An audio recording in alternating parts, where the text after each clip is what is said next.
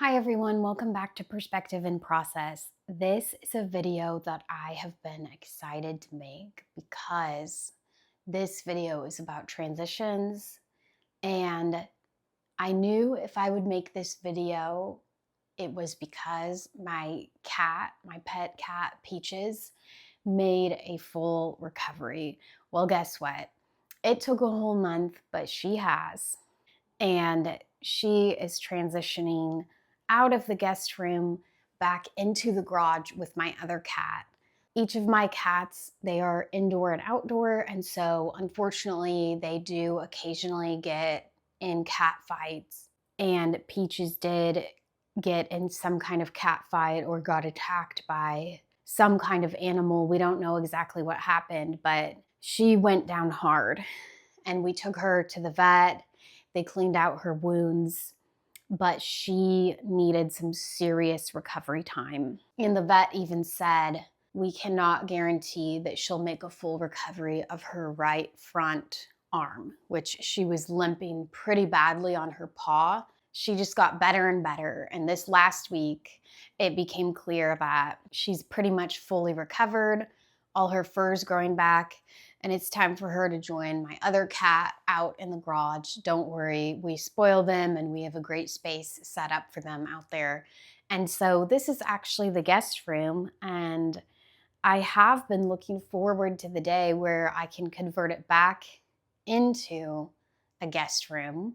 And today's the day, so come along with me while I convert this back, and we can talk a little bit about life's transitions.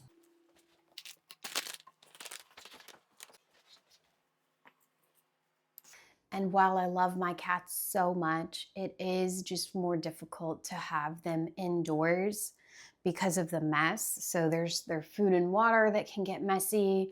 There's the fact that they shed, and so these blankets need washed at least a few times. They have cat hair all over them. And then, of course, the biggest mess is the litter box. The cat litter can get everywhere. Okay, Peaches has made an appearance. I figured she would be curious about what I was doing in here. Come here, Peachy. Say hi. Say hi. So I might put a picture in of her while she was recovering, but you can see she looks great. It was this right front arm here and this back front leg that were completely shaved down. And so you can see it's growing back. She's purring right now. Oh, I'm so glad you're better.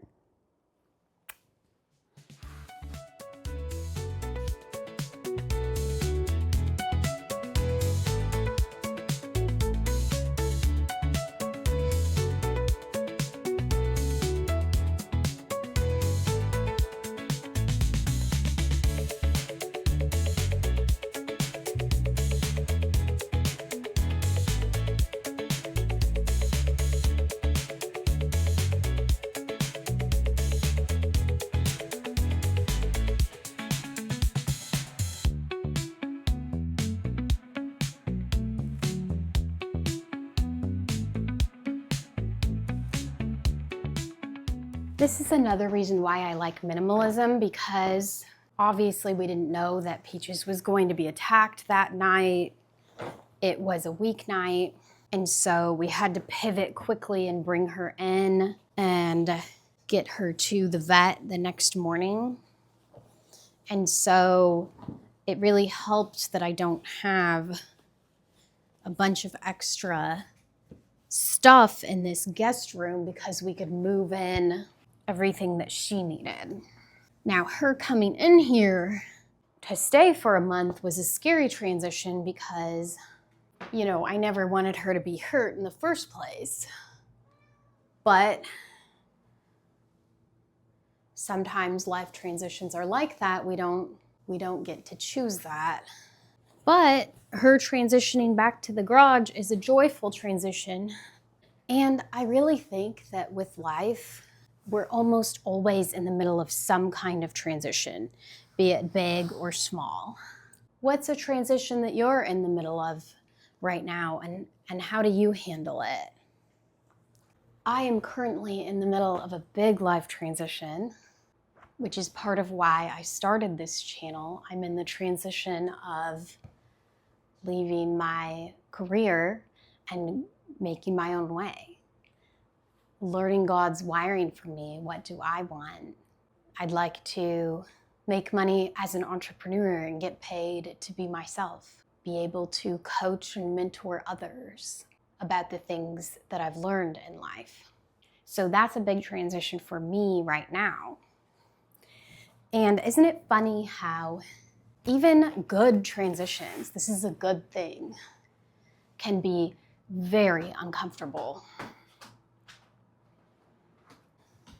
This whole process of identity shifting, because I did put a lot of my identity into my career. I didn't even realize that, to be honest, until things started to unravel and I had chronic illness rise up and my performance at work just could not be what it was.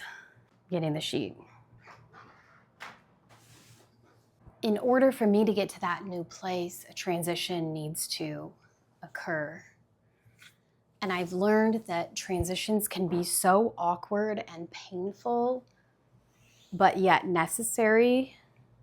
You can learn a lot from them, and there's actually quite a bit that we're empowered to do to ease the transition if we are paying attention.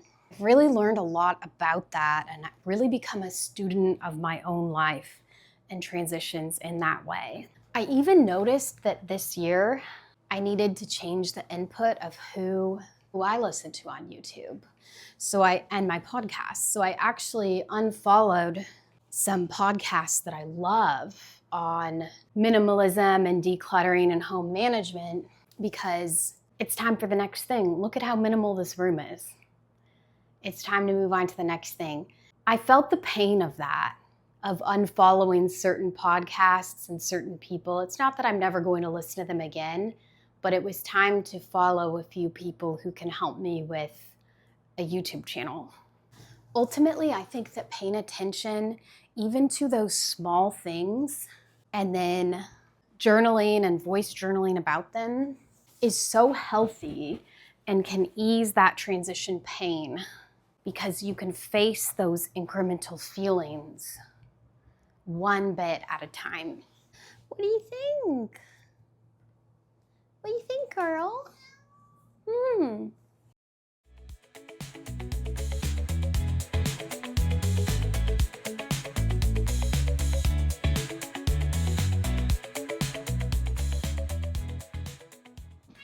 Oh, sorry, sweetie.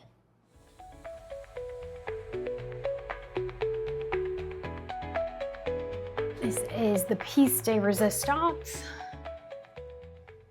We had to take anything she could jump on out of the room while she was recovering because our cats always seem to still want to jump around while they're recovering, and then it takes them longer to recover. Okay, that feels really good, and I'm celebrating this moment that I get my guest room back and that Peaches is okay. Thank you for joining me today, and I will see you in the next video.